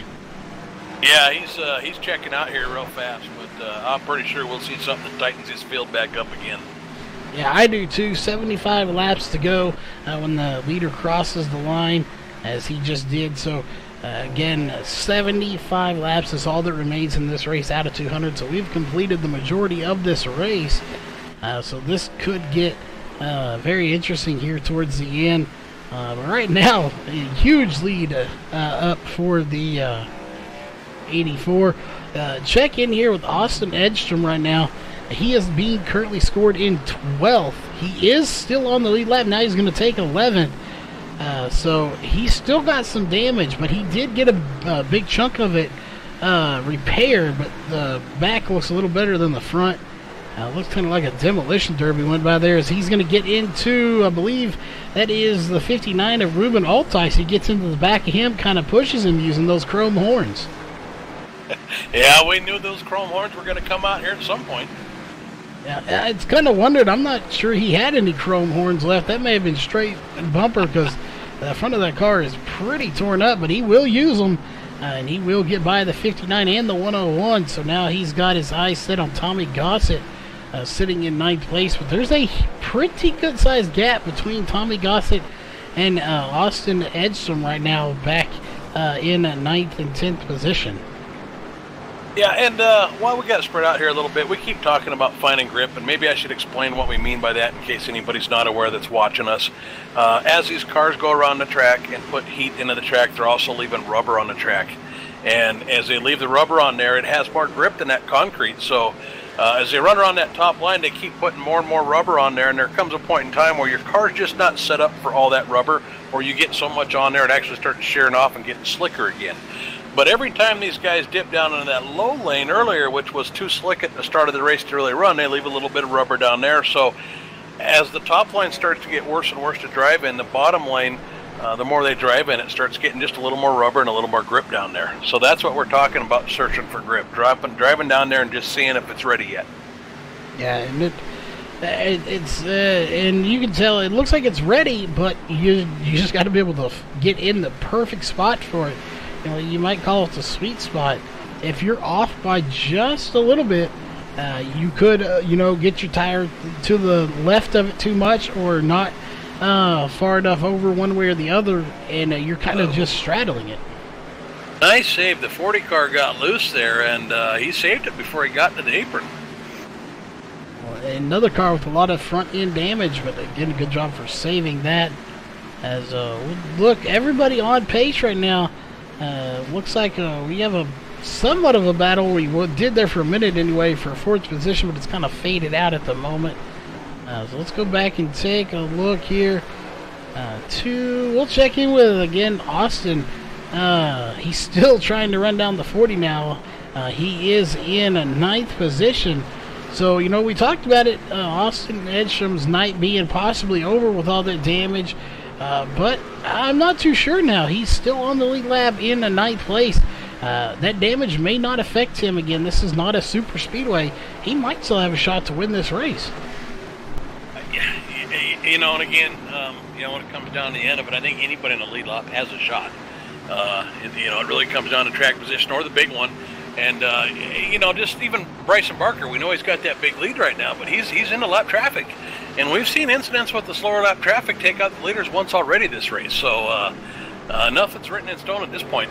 It's definitely not, as we'll see Justin Starr getting out of the race, Dean Viney out of the race, Mikey Neal, as well as Mike Rigney out of the race. So 4 drivers out. We still have 20 drivers on track right now, and we have about 15 of the 20 on the lead lap. But it's going to be interesting to see how many are on the lead lap when it's all said and done, as it looks like Austin Edstrom's going to get by the 40 here, if he can, of Cody Levitt. So Cody going to get passed by him, and he will take the position. That is, if he can make the pass. They're side by side right now. Well, and they've got him forced out into the wall here on these corners coming off, and what you'd like to do is you'd like to be able to turn it down there a little bit and make that straightaway longer. So looks like he's actually going to be the first car we see get freight trained on the top of the track. He is indeed, and there goes the 101. He's going to get by all of them. Again, the 101, David Gainforth. But the one who's loving all of this right now, he is loving life.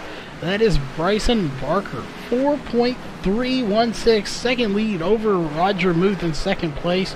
So he's loving this right now. He's wanting in the battle. The more they battle, the bigger his lead gets. And that's exactly what he is counting on. Is everyone out there just about has 31 to 34 laps in these tires. So, you know, they're kind of trying to baby it right now, as it looks like the 63 and the 21 are about to go laps down, as Dan Butler in the 21 and the 63 of Charles Hoffman. Well, the next car on the lead lap that's got to worry right now is Ruben Altus, the 59 car. But there's a lot of cars in danger of going down a lap if the longer this run goes. I mean, we're about 40 laps into this run now, I think. Yeah, definitely. And it looks like our leader is going to get by the 63 fairly easy there, and the 21 for that matter. So a lot of cars going multiple laps down. But like you said, Ruben Altus, however we say that, we'll try to clarify that if we can. He is the one right now that is in jeopardy. As we'll take a look back here and see, he has not got that far to go. They are just about on the same straightaway here. They are definitely in the same corner, as you see the 59 coming out of turn 2 or turn 4, and right there is your leader coming behind him. So he is not far off. You know, he definitely be looking over the radio right now. Find a water bottle, find something. I need a caution. I don't need to go a lap down. The good news is, if he does, and he's the only one, he can get that lap back. Yeah, I think there's a lot of guys going to be looking for that water bottle here in a minute. Dennis Ellis, the 11 car, seems like he's one of the faster guys right now in these older tires, and he's working through some traffic too, but he's about to go a lap down. He is indeed. 16.370 was his last lap to the leader, 16.4. So he definitely is faster. But being caught up in all these other cars here is not letting him get away from the leaders. He just ran a 16.5, so that time he was actually a little bit slower, but a 16.505 to a 16.501. So he shows you right there, 0.004 faster is all the leader is. Yeah, he's got some traffic here. I know he wants to get through it and put a buffer in there before Bryson Barker gets there. He's closing in on him too, as it looks like Bryson Barker will get by Ruben Altus here, and he's also going to get by the 4 of Leonard Ellis, who was already 4 laps down. Now he's going to be 5 laps down. So right now, the 84 of Bryson Barker doing exactly what he needs to do. He's just putting cars a lap down, kind of running cruise control right now. Yeah, and that's what you want if you're Bryson Barker. You want to get as many of these guys a lap down as you can. you know, force them to stay out there in some old tires, take the wave around or something here coming to the end. Definitely, the more you can knock down, the better shot you got to win here. You do. 45 laps to go is all. They've been out there for about 46 laps on their tires. So that's going to be a total of about 100 laps, give or take. So our fuel window is 70 to 80 laps. So if our math is correct, which hopefully it is, they're going to have to pit one more time.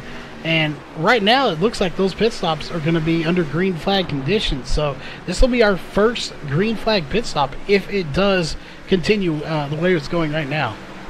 Yeah, we didn't get an exact number from the drivers, but I think we estimated somewhere in the 70 lap range, give or take, you know, a few laps there.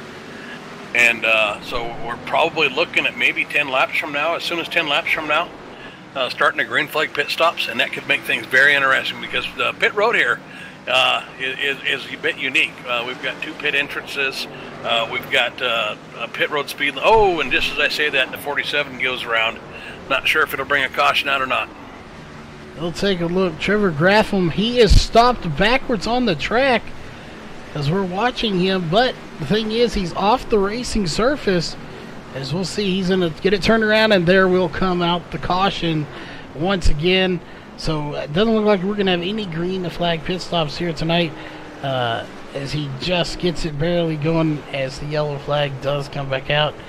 We wouldn't even go back and look at that when he just got it around there.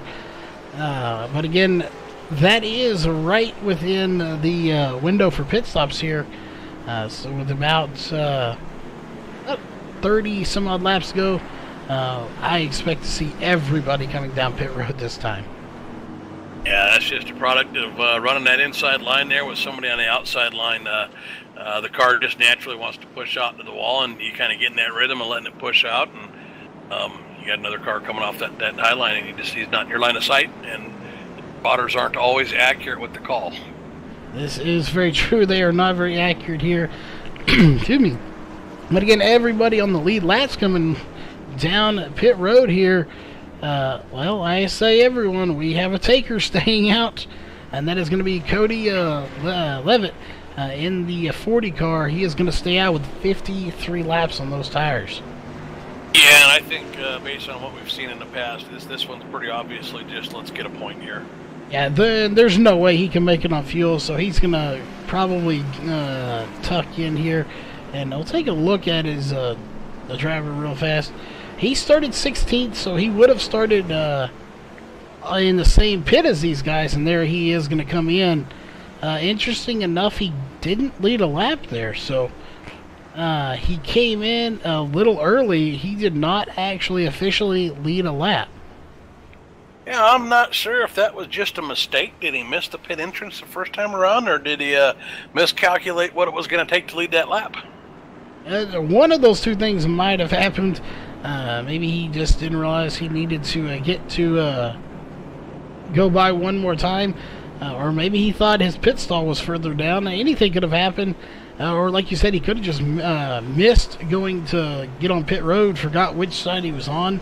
It was with 24 drivers. Everybody would have been on, or they would have been 2 different sides here. Not everyone would have been on one side, because I believe it can only hold 30 on one side, or 20 on one side, if I do recall. I'm not 100% certain on that. Yeah, I don't remember. I think 21 or 22, somewhere in there. I think it's half the field. But I don't remember the exact number. It's right around 20. Well, either way, he is definitely going to take us a little bit further back in the field right now. Well, we've seen guys come to the field several times tonight, and we've seen guys go back there, and we've never seen them again. This is true. 1 lap to go.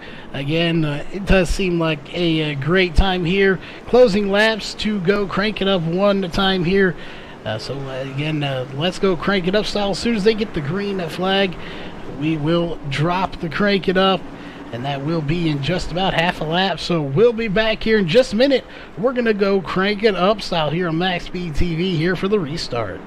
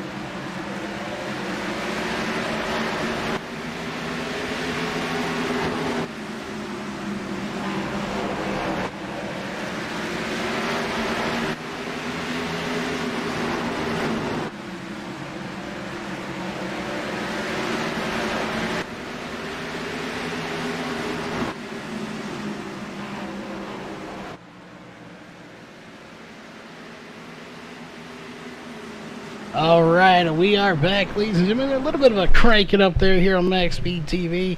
And these guys are already single file out. They were duking it out here there for a while, though, on the crank it up cam. As you see Bryson Barker out front right now. But look who's behind him, Brian Irby. Got a beat up, damaged car, but he's not letting that slow him down at all. He's running second place, and he could go back to back again. He said it was probably impossible, but he's got a good shot at it right now. I'm going to take you a little further back than that and tell you to look at P4, the 88 car of Austin Edstrom. He's back. He's made it up front with the leaders. He's got that damage. He got in a couple scrapes on his way up here, but he's here now, so let's see what he has. Yeah, I'm really beginning to wonder if, the more damage your car is, the better the thing runs, because we've got a lot of cars up front that look like they drove through a minefield, and they're up front running really good. So, again, we already knew damage wouldn't affect you too bad here, just for the sheer fact that, it's not a super speedway, but it's almost like it's helping them. Maybe it's less weight on the car or something. That's two really heavily damaged cars in the top 5 right now, and they are moving forward on top of that. Boy, at this point, I don't know who doesn't have damage. Maybe Bryson Barker. But as I start looking through the field, I see damaged fenders, I see rear quarters damaged. I think just about everybody's either had somebody into their rear end or been in the wall at some point in this race. Yeah, that is the trend with this track here. You get damaged cars, damaged feelings, as a caution's going to come out once again, and this time it's for Len McNeese going to be involved. Tommy Gossett looks like he's going to get a piece of the action as well. The 12 car and the 40 car bumped, but that didn't cause it. There was a little checkup.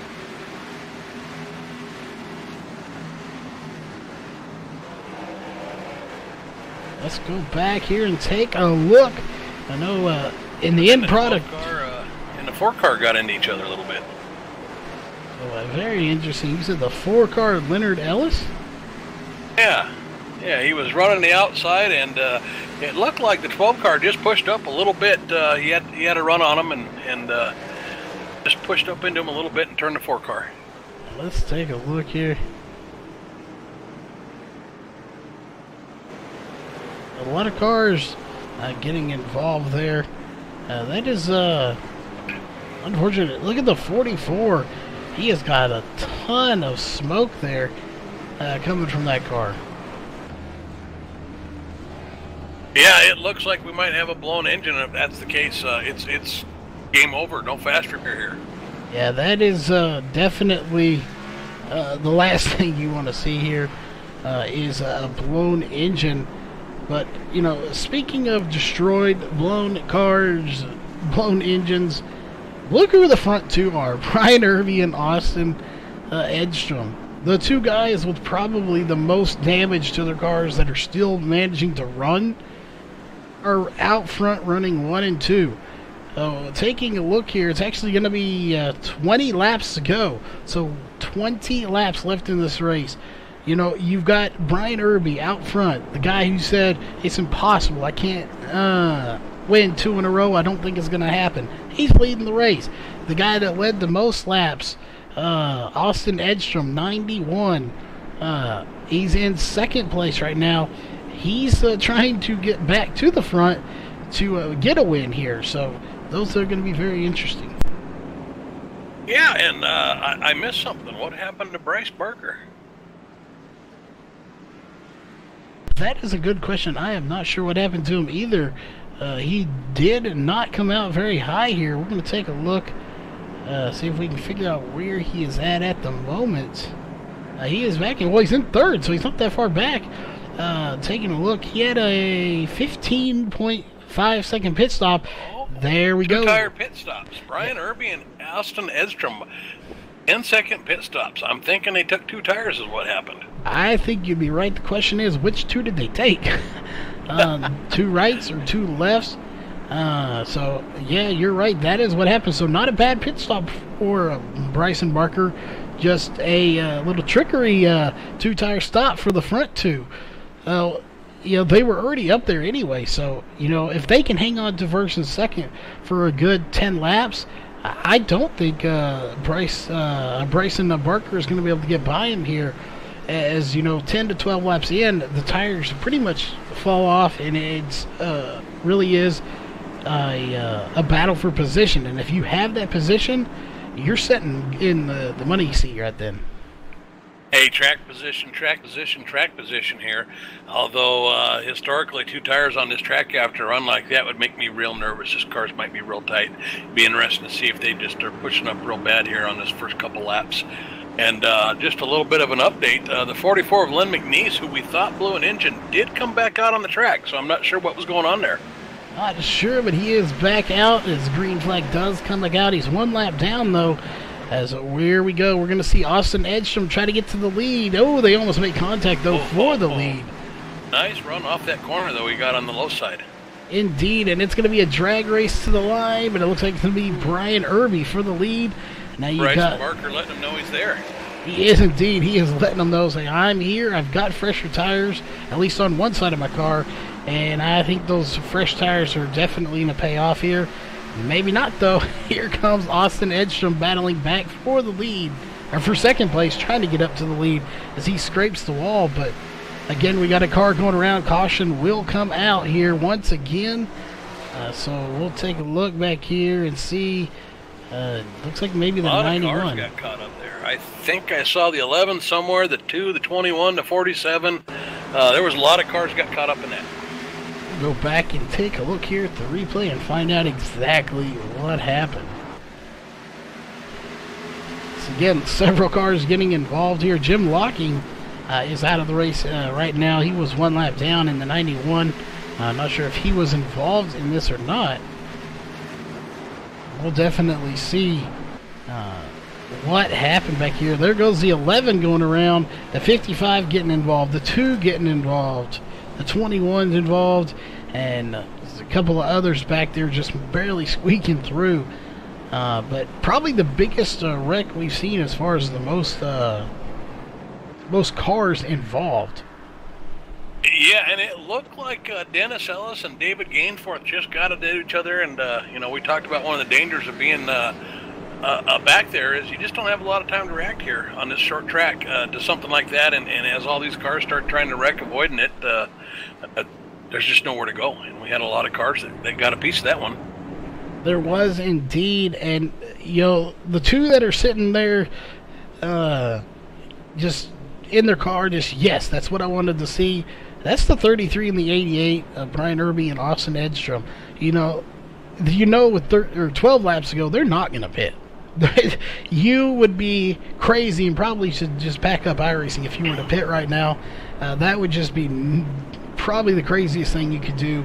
You've got it here. Cautions breed cautions. These people are trying to get to the front.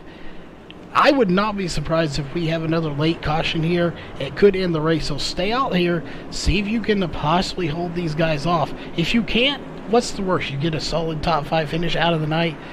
Your best bet is to stay out there. We saw them able to hold them off once. I have a feeling they might be able to do it here again. Well, I think their chances get better too as Bryson Barker just gets a little bit more wear in those tires. He knocks a little bit of that new off. You know, we've seen the lap time seem to be the steepest fall off is at the beginning of that run. And so now that we've had about 7 or 8 green flag laps on there, he's probably not going to have as much of an advantage on this restart. And then, like you said, the cautions breed cautions. We got 10 laps to go. We're going to see 2 wide, 3 wide. Everybody's trying to get every position they can here right now. So, good chance that we see yet another restart before this one's over. Yeah, I definitely agree. And what everyone out there has to remember that's tuning in here tonight. First off, thanks for tuning in.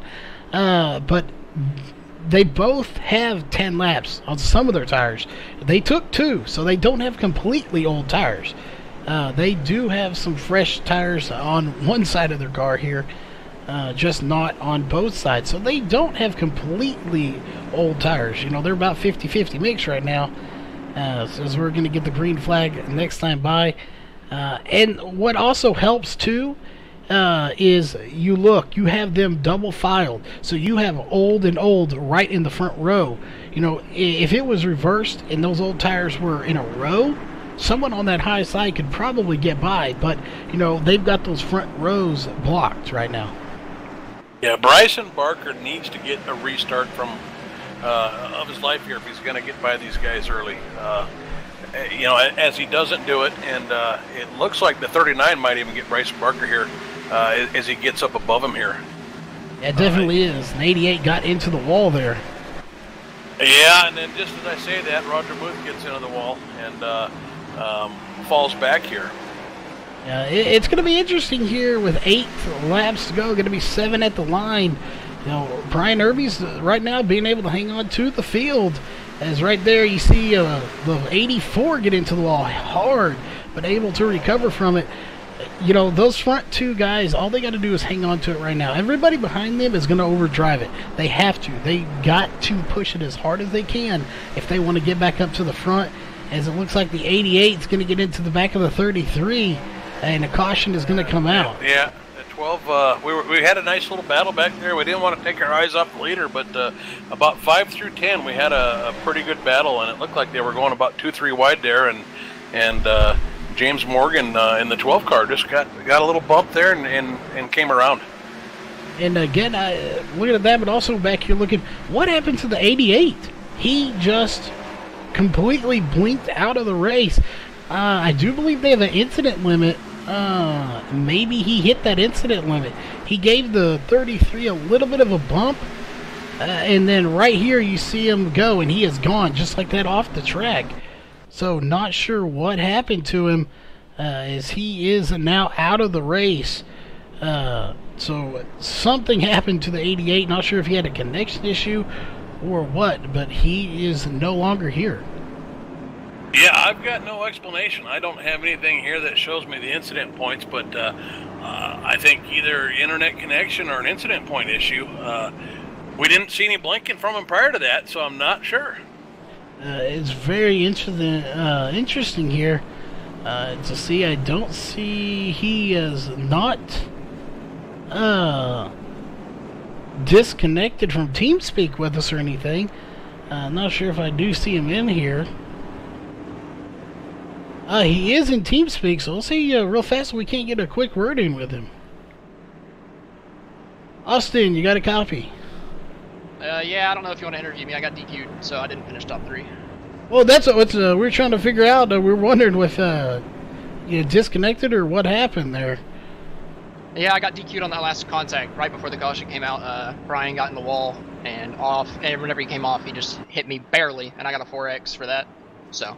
Oh, that is definitely not a good thing for you, but kind of stinks for you. But you had a good run, so hopefully we'll see you back here in the top 3 next week. Yeah, I hope so. Well, that is very unfortunate. So they do have incident limit here, and that little contact got him DQ'd after all that work to get all the way from the back after all the damage back to the front, running second. Probably had a car to win even with all the damage to get DQ'd right here with very few laps to go. Yeah, and we said at the beginning, short track, short tempers. He had to go to the back of the field there early on when he got caught up as the leader into some lap traffic there. And he took a beating coming through the field. We saw him get wrecked a few times, and he just, he hit that incident limit when he got back up to the front there. Yeah, and it stinks too. Yeah, it's just one of the dangers of trying to come through, from the back to the front. We talked about all the things that can happen, and that's just one of the things we didn't talk about. Track position here in a track like this, it looks like we're going to see a 2-tire win here. Yeah, and coming from the guy who said it was impossible for him to come back-to-back victories, and here he is doing it. 2-tire pit strategy gets him to victory lane as they are on the last lap here. Yeah, we thought we were going to see some strategy. I'm surprised that we only saw 2 guys really break out the strategy there at the end, but the last remaining guy that did use a little bit of strategy there on that pit stop is the guy that's going to take the victory here.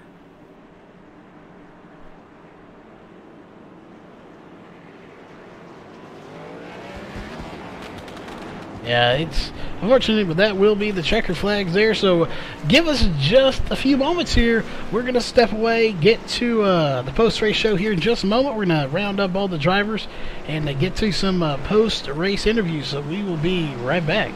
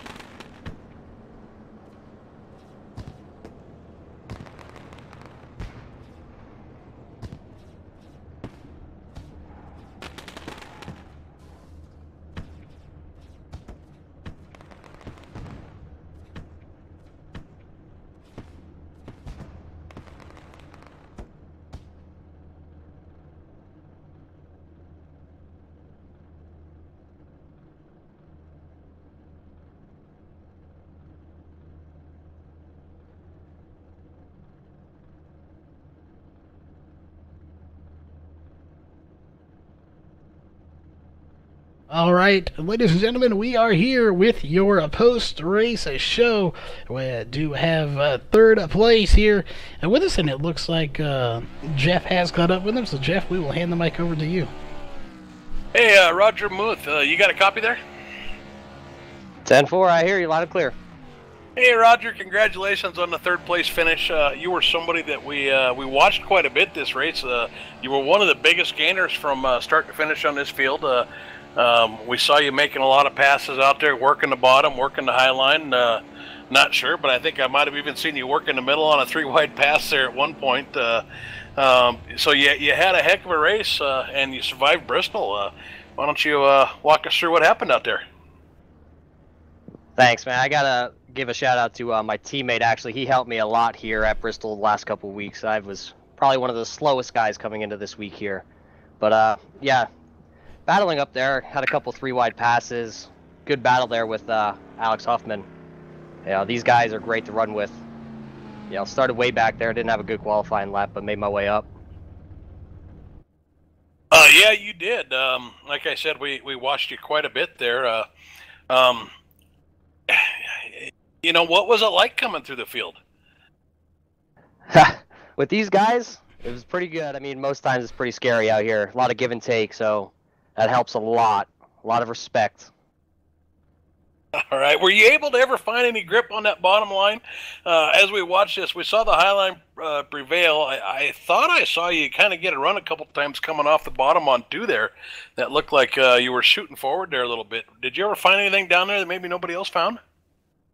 I had a couple laps on the bottom, you know, maybe 4, 5, 6 laps total that I could run on the bottom. Otherwise, this car gave up way too much. It was mainly running the middle of the top all night. Well, you had a heck of a race out there. Congratulations on the third place finish. Do you want to give, you got any sponsors, teammates, friends that you want to give a shout out to here? Yeah, I really got to thank my teammate Cody Levitt out there. I mean, he really helped me. Also, I'd like to thank Justin for putting on this league, and Global Building Contractors for helping us out and sponsor us, getting you guys out here to show all of our fans what we do every week.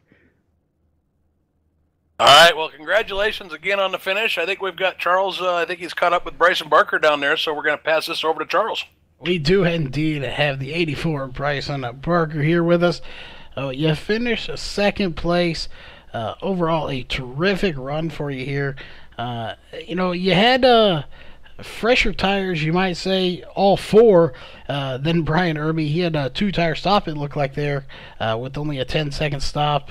We'll confirm that here in just a little bit. But had we not had those 2 last cautions, do you think you could have run him down and given him a run for that lead?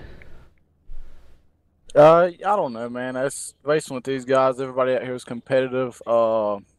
Especially at Bristol, it's hard to pass. You know how it is. So you never know. I mean, overall, I'm pretty happy with the finish today. Well, you definitely did a good job here. You led the second in most laps. You led 85 laps, the only guy to lead more was Austin Edstrom, who we found out did get DQ due to incident points.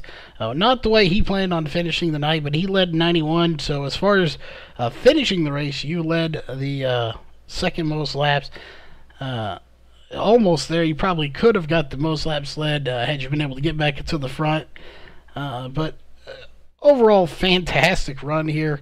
I believe probably the best runs we've seen. You're always racing really good, but to get a top 3 finish is always a good thing. But we don't want to keep you too terribly long here, but so any sponsors or just shout-outs you want to give for that solid second place finish here? Yeah, first of all, I gotta thank Justin. I know he puts a lot of hard work in behind the scenes, and Global Contractors for sponsoring us and allowing us to broadcast this live. So I just appreciate those guys and all of the guys I race with on a weekly basis. All right. Well, again, congrats on a solid second place finish. Be a good points night for you here tonight. And overall, we'll see you here. See if you can pull out a victory next week, or at least get another solid finish. Finishing one spot ahead of him, that was your race winner, the number 33, Brian Irby. And I would like to quote, we talked to him earlier, and he said back-to-back wins were probably impossible.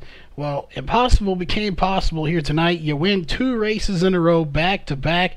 How does it feel to be in victory lane yet again? There is really no way to describe this, man, with the group of guys that's here and how fast Bryson was and how fast Austin was. I really thought it would be impossible, but it's a great feeling. Well, this time we get to interview you live here. Obviously, not previously. You kind of get 2 victory interviews in one race.